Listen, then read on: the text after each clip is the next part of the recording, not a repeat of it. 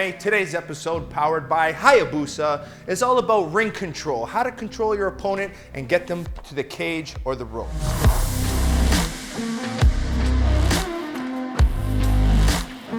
All right, in today's episode, we're talking about ring control. And ring control is a very important concept in fighting that's often overlooked. We're too focused on attacking and trying to hurt our opponents that a lot of times we don't take that bird's eye view and understand where we are in the ring. Now, those who know me and my career know that I used ring control very well. And one of my prime examples is my fight against Raymond Daniels, a fighter who's very dynamic, who likes to move and circle well. You can't just fight that person in the center of the ring. They're going to be able to hit you, blitz in and out and move, and then you're just going to be chasing them the entire fight. So we got to learn to be able to move our opponents to where we want them. That's where the advanced pressure fighter comes in.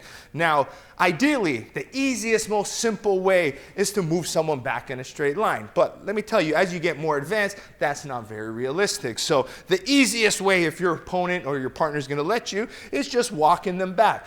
And new fighters sometimes don't know. They just want to evade. Next thing you know, they put themselves against the cage or the rope. So if I can just simply box step them here slowly, it's easy for me. Sometimes they think, okay, I'm going to avoid that pressure by moving faster. So Matt moves faster. That's okay. I'm going to use my gallop to push them against the ropes. But again, that's very simplistic, very beginnerish, and that's a lot of times not going to happen. Even a natural athlete is going to know, hey, if I'm getting backed up, I have to circle. So what happens now, and in real scenarios, even at the highest level, if I go crash at Matt in a straight line, what's going to happen? He just moves, and then next thing you know, he's over here. I'm crashing, and then he moves. So ultimately, I become chasing my opponent. I'm following them around, not really putting them where I want to put them so I can punish them. So one of the best ways, if I want to move Matt back in a straight line, I have to use a zigzag pattern. So if Matt starts circling this way, I cut him here. Then he can't go this way. He thinks he can go here. So I cut him on this angle. He noticed this angle's here, so I cut him here. I cut him here. So using a zigzag foot pattern by me is going to get Matt to go back in a straight line. So we're here. Ultimately, I come here. I see him cutting. I'll cut here. I cut here. I cut the angle off of him. That puts him in a straight line. So using this zigzag pattern now, if I can get Matt to here, okay, now it's simple for me. Now, instead of worrying about four directions, forward to attack me, backwards, left or right, I've only given him three now. He could attack me, but I'm pressuring with a high guard. I never want to pressure someone with my chin down because if someone's moving backwards, they might be trying to time you. So when I'm pressuring him with the zigzag, my hands are nice and tight. Now that I have Matt here, the important thing is to remember is your distance management because he's here. Now he's going to have options. He's either going to go left or right or he's going to scrap from me, okay? So I need to make sure when his back's up, I manage this distance where I could evade still and be able to track him. If I go in too quick, he can hit me, pin me up, and then use his hand pins to get out. I don't want to get him out. I still want to track him and get him where I want. So after I use that zigzag pattern, I get his back to the cage or ropes. This works in both small gloves, big gloves, kickboxing, MMA. So I was able to back him up here. Here, I got him here with good distance management. I might use feints. As he circles now, this is the key to good fighting on pressure fighting. Now, ideally, if I come here, he's going to want to circle here. So I can't let Matt take this side, take that angle. So by managing that good distance here, as soon as Matt goes there, you see what I did. I use my front foot to follow him. So from here, I just open the door and I follow him with my front foot.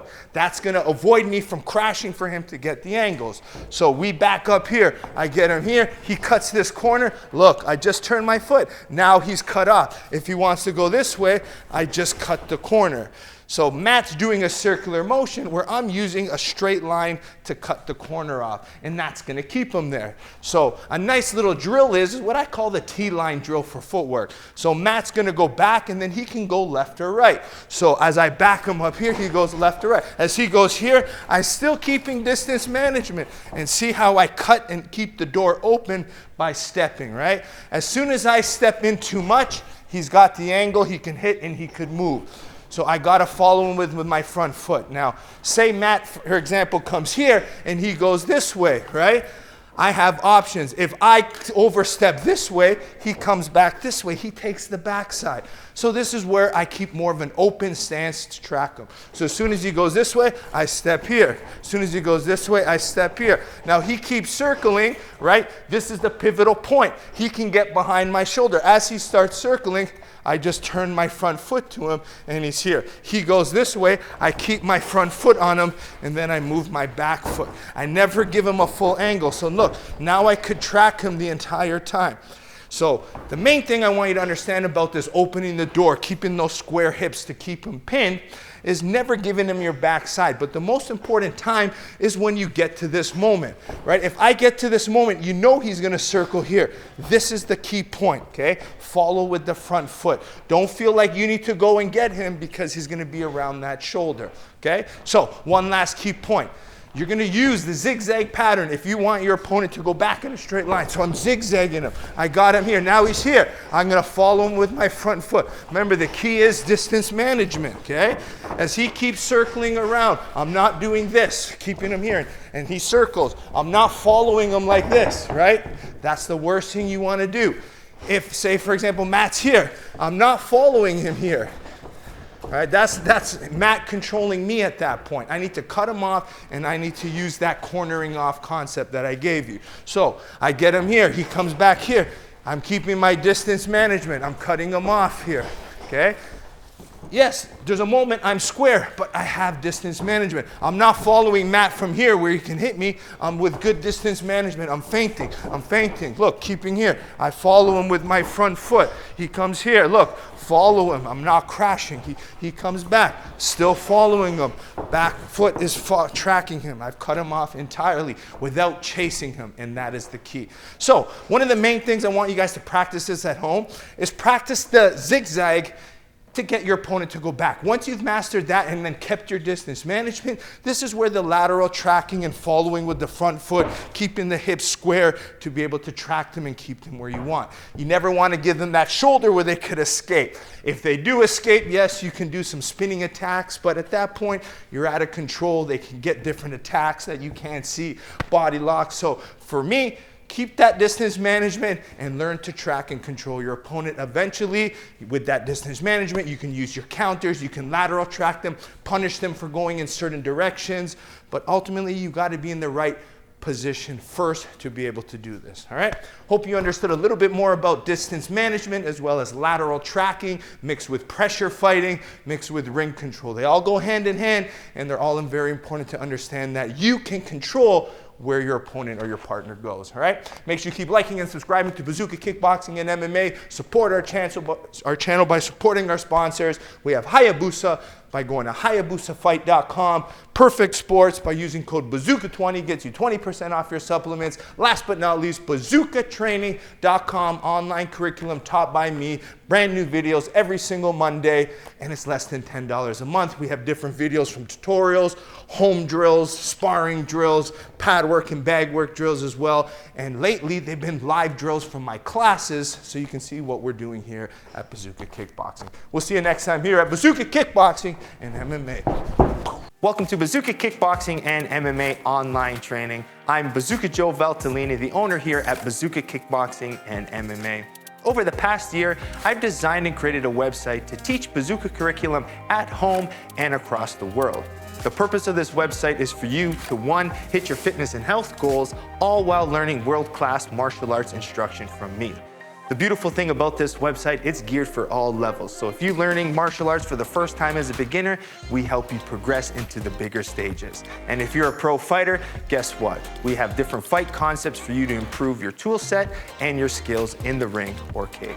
As the fastest rising kickboxing world champion and a lifelong martial artist with over 30 years of experience, I've been able to combine my passion for martial arts and teaching to create this website. This website's gonna give you some of the tricks, secrets, and inside look at some of the training I use to win my world title. Once you subscribe to this site, you're gonna be getting weekly training videos and tutorials that you can do from anywhere. The sections are broken up into 3 parts. The first is bag workout. So if you have a bag at home or at your gym, you can use these workouts to supplement your training. The second is at-home workouts. A lot of us don't have the room for a bag or a bag in general, so these workouts are for no equipment needed and you can do them anywhere. And finally, the tutorial section. If you're having any problems with a specific technique or fight concept that's covered in any of the workouts, go to the tutorial section, learn the technique, and then go back to the workout, and this time, do it with proper technique. One of the added benefits once you subscribe is the forums section, where you can get a more personalized experience where you can ask questions and I'll be able to go in there and answer them. It's all about building a team and a community of martial artists helping each other grow. So subscribe now to get access to all the videos plus more so you can be part of the squad here at Bazooka Kickboxing and MMA.